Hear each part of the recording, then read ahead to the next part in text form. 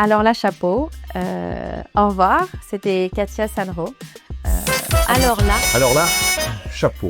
On ne peut pas tout avoir au même moment. Ce n'est pas possible. Mon grand-père était commerçant et vendait des postes de radio.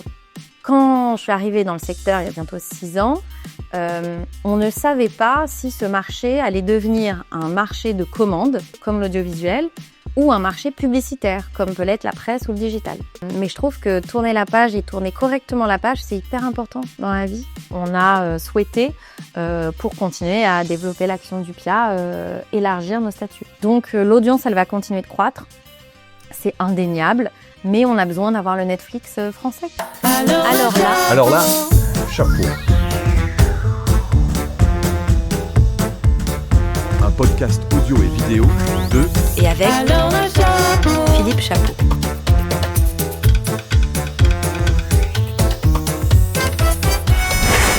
Radio House. Alors là, chapeau, le podcast B2B qui salue celles et ceux qui ont façonné ou façonnent l'audio d'hier, d'aujourd'hui et de demain. Cette semaine, laissez-moi saluer de mon haut de forme, puisque je m'appelle Chapeau, Katia Sanro. Bonjour. Bonjour Philippe. Après t'avoir deep searché, voilà ce que l'Internet sait de toi. Ce podcast vous est présenté par podcastai.com. Podcastez mieux, plus vite, plus intelligemment. Pour bien comprendre notre invité d'aujourd'hui, il faut remonter le temps. Pas seulement à sa brillante carrière dans les médias, mais bien avant dans sa chambre d'adolescente. Ah, t'adores, hein? Une époque où, passionnée par les séries américaines, elle apprenait seule à coder pour créer l'un des tout premiers sites de fans français de la série Roswell. Je connais même pas cette série. Cette geek dans l'âme qui bâtissait déjà des communautés en ligne ne savait pas encore qu'elle posait les fondations de toute sa vie professionnelle. Après cette première vie digitale, Katia Sanro a suivi un parcours plus classique, mais tout aussi impressionnant. Elle a passé plus de 10 ans au sein de grands groupes comme Marie-Claire et Le Figaro, à piloter la stratégie de titres prestigieux, une voie royale. Et puis, un événement personnel est venu tout changer, un congé maternité. Dans ce moment de vie un peu suspendu, elle a une véritable révélation en découvrant le podcast. Elle y trouve une intimité, une créativité et une liberté qu'elle ne voyait nulle part ailleurs. C'est pour elle une certitude, le futur des médias se joue aussi ici. Cette conviction la pousse alors à prendre une décision audacieuse, un choix qu'elle a décrit comme un vrai dilemme. Quitter la sécurité et le prestige d'un grand groupe pour plonger dans l'aventure entrepreneuriale de Louis Média, un studio de podcast encore jeune, mais déjà acclamé. Elle pariait sur sa vision. Pourquoi un tel pari ? Peut-être parce que son lien au podcast n'est pas que stratégique, il est profondément personnel. Elle confie que c'est le média qui l'a fait la plus pleurer. Moi aussi j'ai pleuré dans un podcast, je l'ai même raconté dans un podcast magazine. Se souvenant avoir été submergé par l'émotion dans le métro en écoutant une histoire. Aujourd'hui, c'est cette même passion qui l'anime dans sa double casquette, celle de directrice générale de Louis Média, et où elle fabrique ses récits, et celle de présidente du PIA, le syndicat des producteurs audio, où elle se bat pour l'avenir de toute une profession, de la codeuse adolescente à la voix de tout un secteur. Le parcours est assez fascinant. Est-ce que ça correspond plutôt bien, ce deep search, où il manque des trucs? Écoute, non, ça correspond plutôt bien. Je peux te confier une autre anecdote, peut-être, qui, ça se trouve, a joué sur l'arrivée dans l'audio et sur ce rapport à l'émotionnel que je trouve dans l'audio.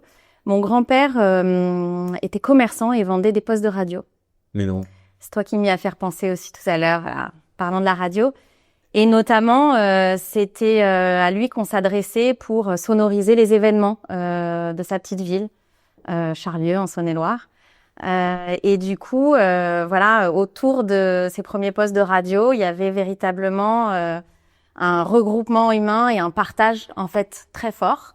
Et moi, j'ai toujours eu de l'audio dans ma jeunesse, autour de moi.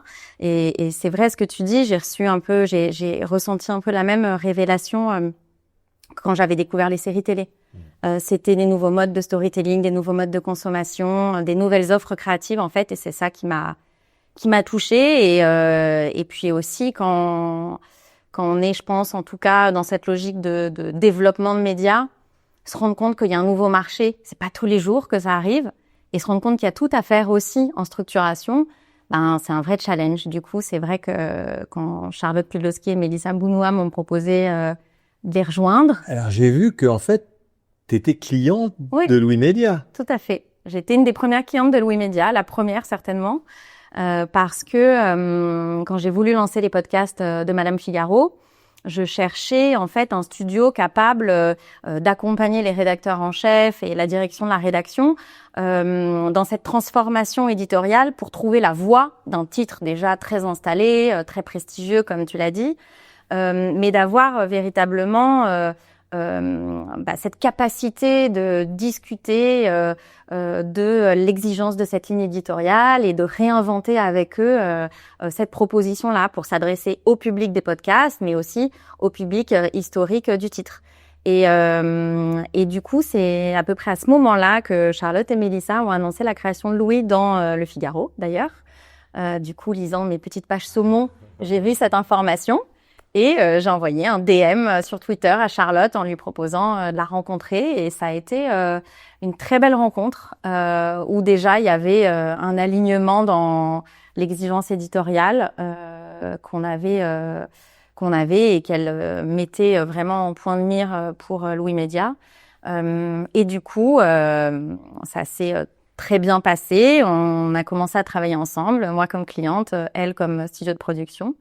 Ça a été super parce que moi, je suis assez convaincue que les premiers mois peut-être de collaboration, il y a un vrai travail de recherche. Souvent, on dit que la pré-prod, c'est le plus compliqué, mais qu'une fois que ça sort, une fois que c'est aligné, une fois que on a l'expérience, finalement, c'est très fluide et c'est un vrai confort de trouver le bon duo entre l'éditeur et le producteur. Et c'est ce qu'on a trouvé, nous, ensemble. Et puis, on a continué à échanger sur cette vision des médias, parce qu'à l'époque, j'ai dû aussi aller chercher les premiers annonceurs pour ces podcasts de Madame Figaro et convaincre les gens. Donc, je me suis aussi rendu compte que il y avait pas de marché. C'était un secteur qui n'existait même pas pour les agences, pour les annonceurs. Donc, à l'époque, c'était des budgets d'innovation. Donc, c'est ce qu'on allait chercher. Et quand elles ont voulu structurer l'entreprise, c'est-à-dire avoir vraiment les premiers recrutements fondateurs, elles m'ont proposé de les rejoindre et de m'associer. Donc, je les ai rejoints comme directrice générale à ce moment-là, dans une vraie complémentarité, parce qu'on a des profils complètement différents et très complémentaires. Je pense que c'est ce qui fait que ça fonctionne toujours très bien aujourd'hui. Donc, il n'y a rien d'autre, il n'y a rien de faux dans rien ce qui est ça. Non. Donc, ça a été bien résumé. Il n'y a rien qu'on a oublié non plus, à part ce que tu viens de répéter dans ton parcours tel que tu le vois, toi, de ton côté. Non, il n'y a rien. Quand je suis arrivée au Figaro, c'était vraiment pour travailler dans le digital. Tu l'as dit un peu, j'ai toujours adoré apprendre par moi-même. J'ai toujours eu une passion pour les médias en général, pour le média papier, pour la presse. Mais du coup, forcément, j'ai grandi aussi avec mon temps. Et à l'époque déjà, il y a bientôt beaucoup trop d'années, il y avait une vraie possibilité de prendre des places sur le digital. Il y avait tout à faire. Pour la petite histoire, je vais même te donner quelque chose, ça va l'énerver que j'en parle. Ouais.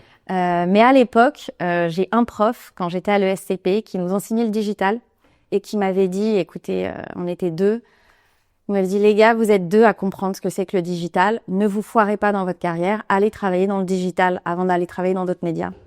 Et tu sais qui était cette personne? C'était Joël Renez, mon Mais non. Voilà, c'est tout.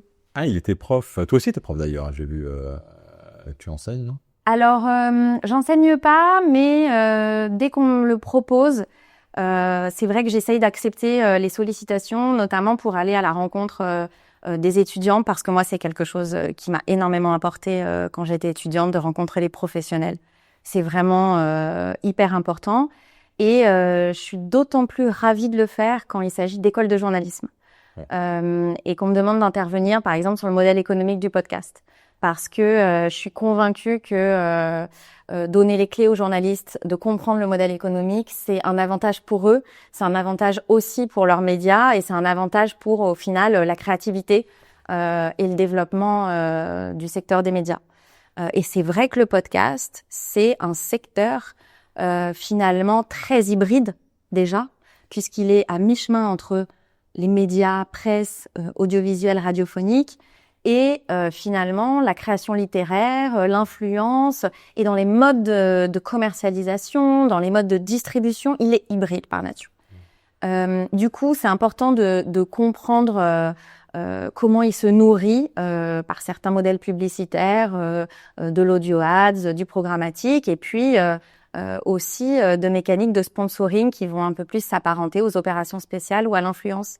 Et c'est une fois qu'on a compris la diversité de ces modèles économiques qu'on peut ensuite faire des choix et arbitrer au mieux pour son média et sa production.